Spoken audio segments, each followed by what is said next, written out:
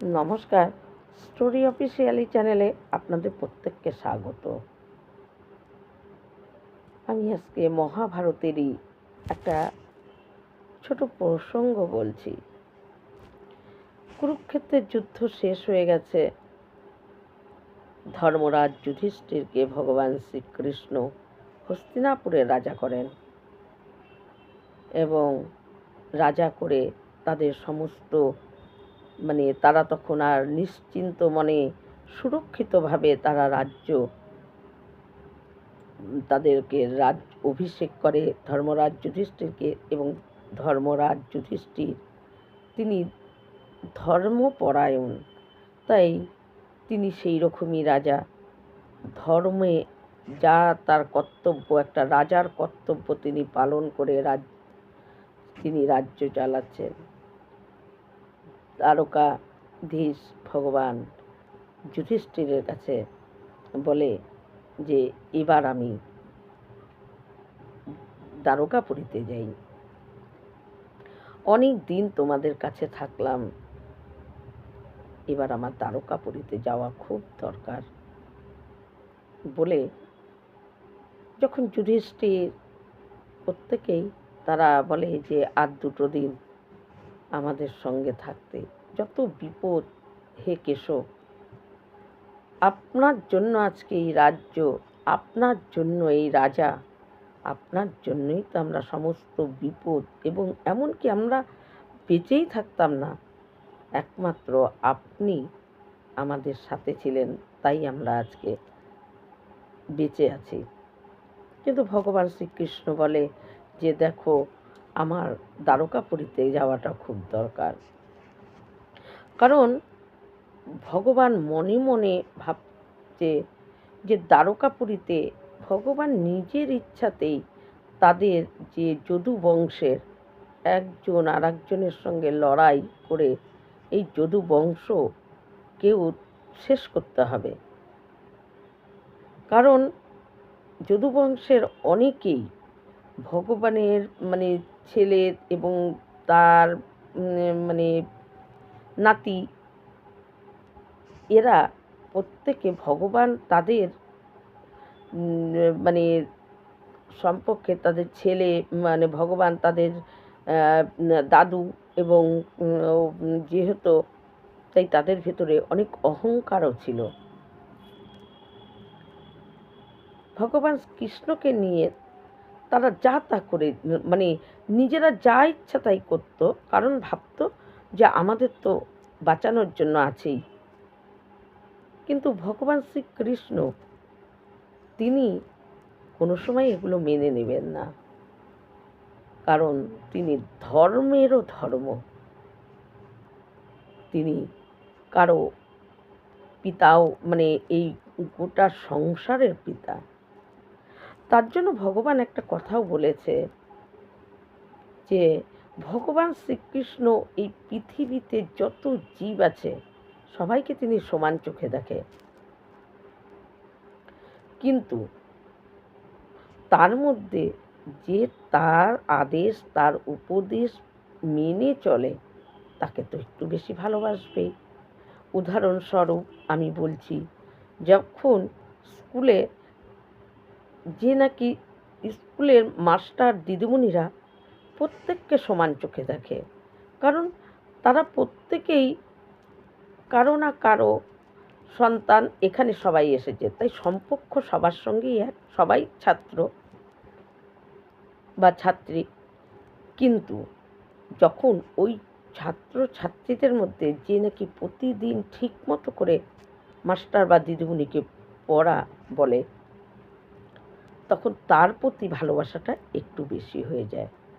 তাই ভগবান শ্রীকৃষ্ণের ওই দুর্যোধনকে যে ভালোবাসতো না তা কিন্তু না, ভগবানের দৃষ্টিতে এই পৃথিবীতে প্রতিটা মানুষ, দুষ্ট মানুষের থেকে, ভালো মানুষের থেকে, সাধুর থেকে, সন্ন্যাসীর থেকে, বৈষ্ণবের থেকে ভগবান সবাইকে সমান চোখে দেখে।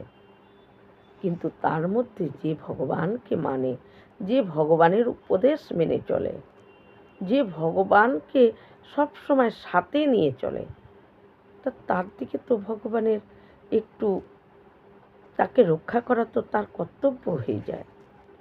রক্ষা তিনি সবাইকেই করছেন, কিন্তু তার উপরে তার দায়িত্বটা বেশি পড়ে যায়। দুজন সন্তানের মধ্যে যখন কোনো সন্তান মা বাবা যা বলছে, মা বাবার আজ্ঞা অনুযায়ী সে কাজ করছে, আর একজন হয়তো নিজের মর্জি মতো কাজ করছে, তাই বলে কি দুজনকে ভালোবাসে না? দুজনকেই ভালোবাসে, কিন্তু যে মা বাবার কথা শুনে, মা বাবার আদেশ মানে, তাকে তো একটু হলেও বেশি ভালো লাগবেই। তাই ভগবানেরও ঠিক তাই। দুর্যোধনকেও যে ভগবান খারাপ নজরে দেখতো তা কিন্তু না, কিন্তু অর্জুন পঞ্চ পাণ্ডবেরা ভগবানের আদেশ, তাদের যত কষ্ট, যত যাই হয়ে যাক, তারা কোনো দিন ভগবানের আদেশ অমান্য করেনি।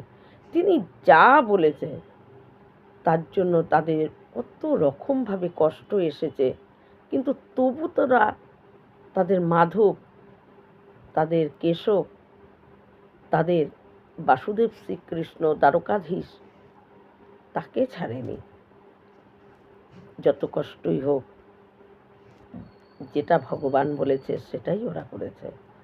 কিন্তু দুর্যোধন তো সেরকম ছিল না। তাই জীবনের উপদেষ্টাটা খুব গুরুত্বপূর্ণ। জীবনের উপদেশটা কেমন, আমি কার উপদেশ মেনে আমার জীবন চালাচ্ছি, সেটা খুব মহত্বপূর্ণ একটা ব্যাপার।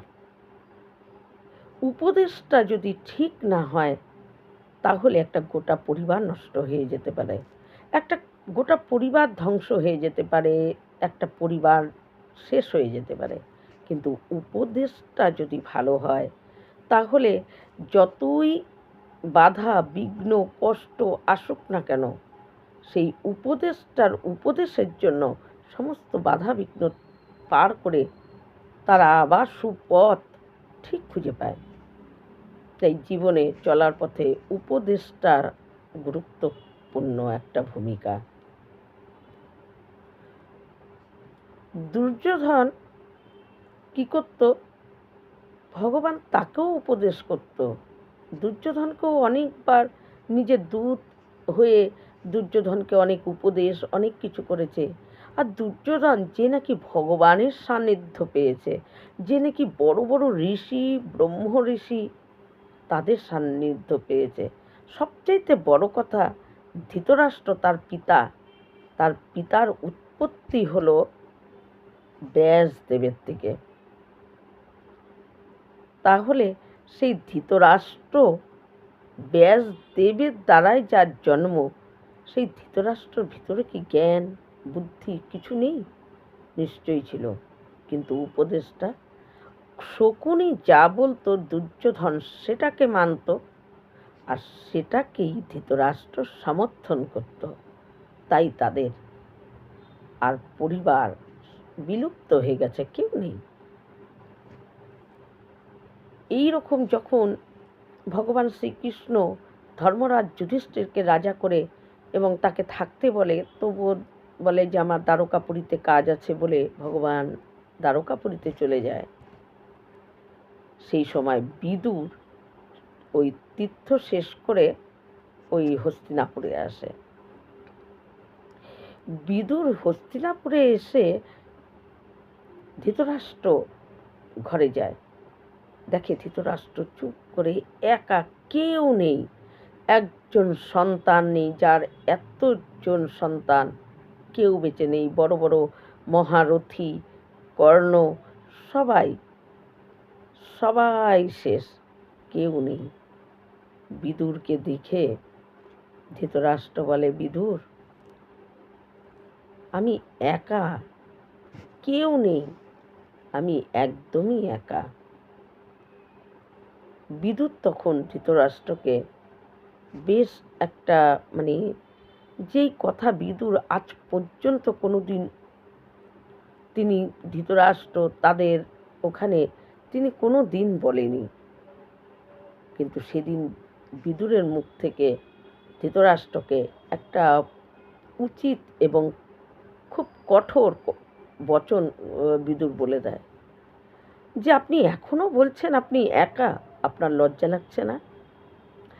যাদের জন্মের পর থেকে যাদের পেছনে তাদেরকে কি করে তাদেরকে মারা যায়, কি করে তাদেরকে সমস্ত কিছুর থেকে বঞ্চিত করা যায়, তাদের কি করে কষ্টে দুঃখে দিন কাটে, সমস্ত দিন যাদেরকে এইভাবে জন্মের পর থেকে তাদের পেছনে আপনি এগুলো করেও এখন তাদেরই অন্নতে নিজে ভোজন করে নিজের পেট ভরাতে আপনার লজ্জা লাগছে না?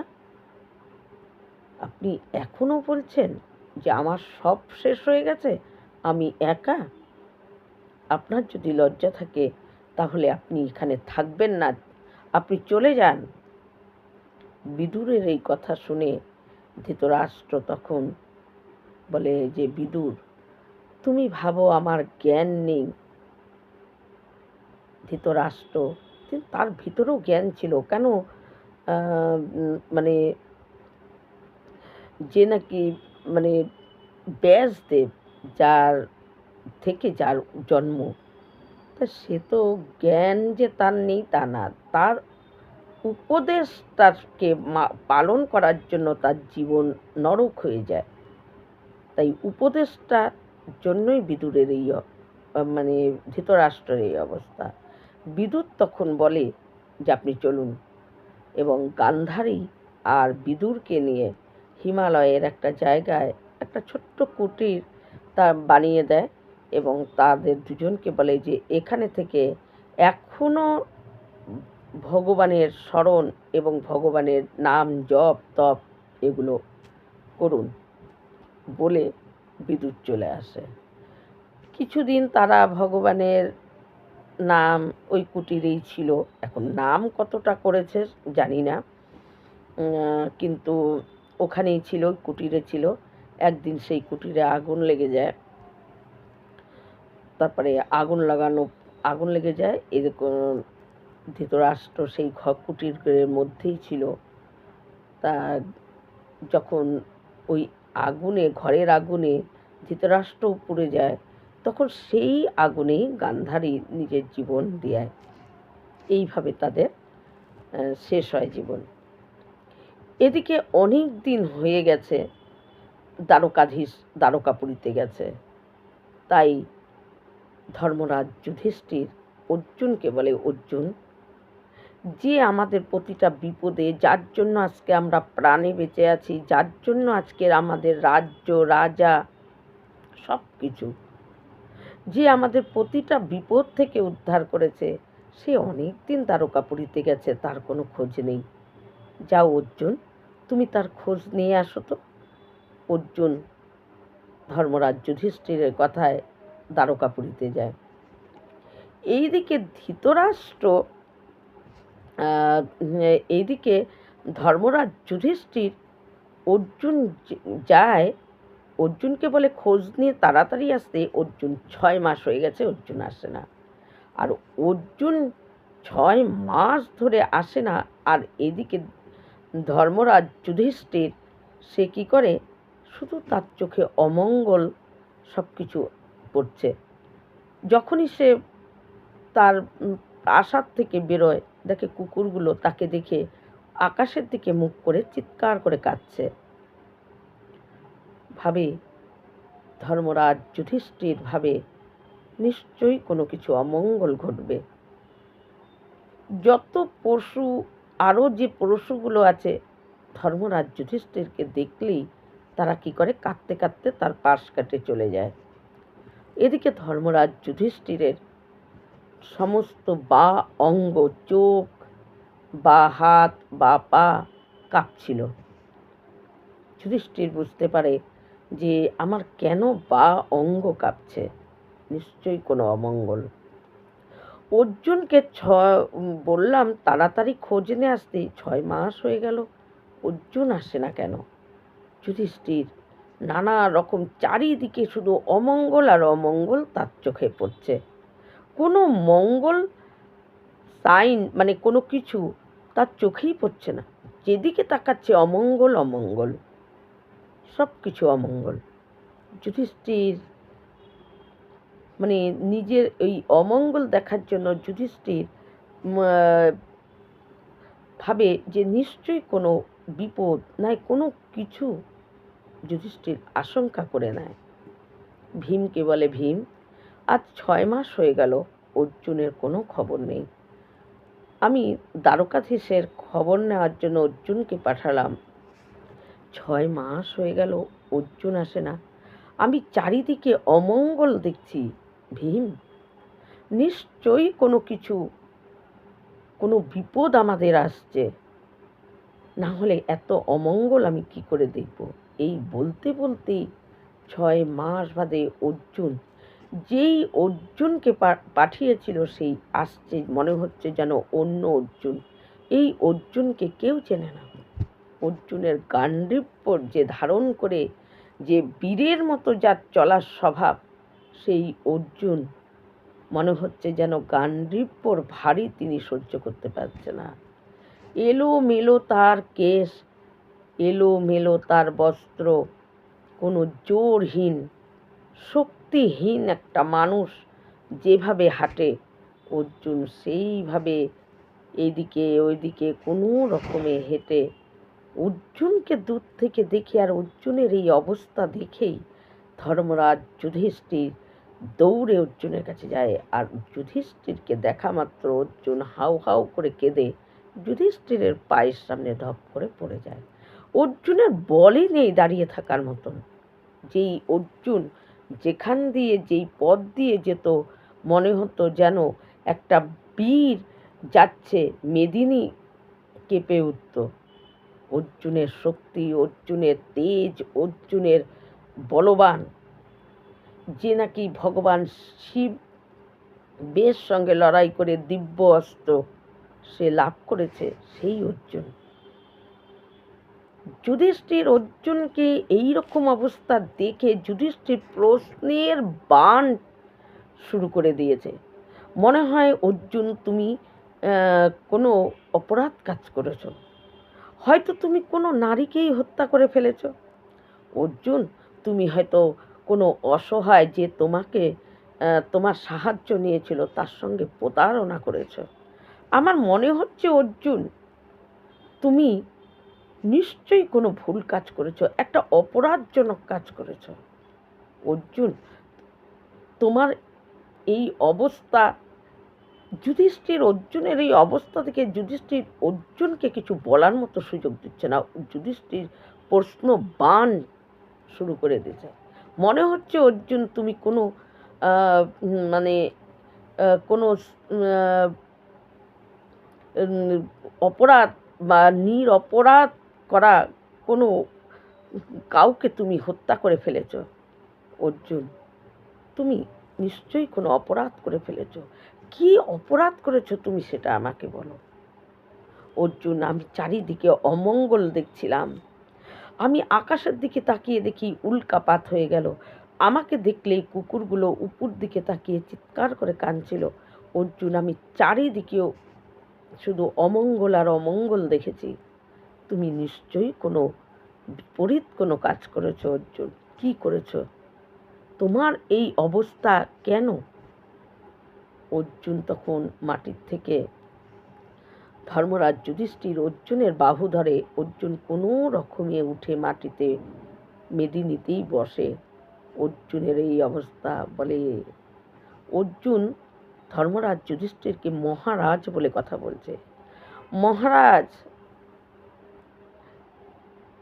কিন্তু যুধিষ্ঠির তার আগেই বলে, অর্জুন, আমি যেগুলো প্রশ্ন করছি আমার মনে হচ্ছে আমার ভাই অর্জুন এরকম, তার দ্বারা কোনো কাজ হতেই পারে না, আমার এটা বিশ্বাস। অর্জুন অর্জুন তখন কোনো রকমে বসে বলে, ধর্মরাজ, আমার শক্তি, আমার সৌন্দর্য, আমার স্ত্রী, আমার সব কিছু আমি এতদিনে বুঝতে পেরেছি আমার কিছুই ছিল না।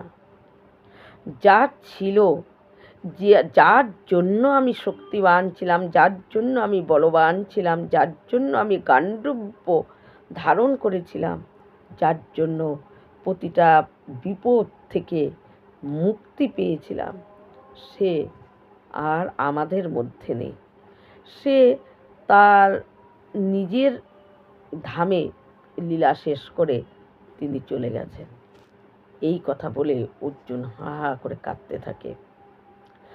অর্জুন এমন অবস্থা, অর্জুন সমস্ত গীতার কথা ভগবান যে তাকে বলেছিল, উপদেশ দিয়েছিল, সেই উপদেশগুলো অর্জুনের তখন মনে পড়ছে। অর্জুন বলছে যে আমি তাকে মিত্র, আমি তাকে সখা বলে তার সঙ্গে আমি কৌতুক, তার সঙ্গে আমি কত রকমভাবে কথা বলছি, আমি চিনতে পারিনি মহারাজ। সে যে পরম ব্রহ্ম বিষ্ণু, আমি তাকে চিনতে পারিনি। সে আমাকে সঙ্গেও ছল করলো, আমাকেও ছল করলো। আমাকে বলেছিল যে এই দ্বারকাপুরীকে রক্ষা করতে আর তার স্ত্রীদেরকে সুরক্ষিতভাবে বৃন্দাবনে পৌঁছে দিতে। তার স্ত্রীদেরকে রক্ষা করার দায়িত্ব আমাকে দিয়েছিল। সামান্য এক ভিল, তার সঙ্গে যুদ্ধ করে আমি হেরে গেছি, আমি পারিনি। সমস্ত দ্বারকাপুরীর সম্পত্তি সেই ভিলেরা নিয়ে চলে গেল, আমি পারিনি। আমি তখন বুঝতে পেরেছি যে আমার এই গান্ডীব্য, আমার এই শক্তি, আমার কিচ্ছু ছিল না। সব যার ছিল সে চলে গেছে, আমি বলহীন হয়ে গেছি। অর্জুন যখন এই রকম করে তাদের সমস্ত বনবাসের জীবন, কতটা কষ্ট তারা করেছে, প্রত্যেকটা কষ্টের থেকে ভগবান তাদেরকে কি করে রক্ষা করেছে, অর্জুন কাঁদতে কাঁদতে সমস্ত মহাভারতে অর্জুনদের যে যে ঘটনা তাদের সঙ্গে ঘটেছে, অর্জুন সেগুলো কাঁদতে কাঁদতে মহারাজ যুধিষ্ঠিরকে বলে। যুধিষ্ঠির অর্জুনের এই কথা শুনে নিজের অশ্রুপাত হচ্ছে, কিন্তু কুন্তী শোনা মাত্র তার জীবন, কুন্তীর শরীর ত্যাগ করে দেয়। যখনই কুন্তী শুনেছে যে ভগবান দ্বারকাধীশ তিনি তার দেহ রেখে তিনি চলে গেছেন নিজ ধামে, তখন কুন্তী এই কথাটা শোনার পর কুন্তী আর মুখ দিয়ে কোনো কথাও আসেনি, বা কোনো প্রশ্নও না, কোনো উত্তরও না। শোনা মাত্র কুন্তী শরীর ত্যাগ করে দেয়।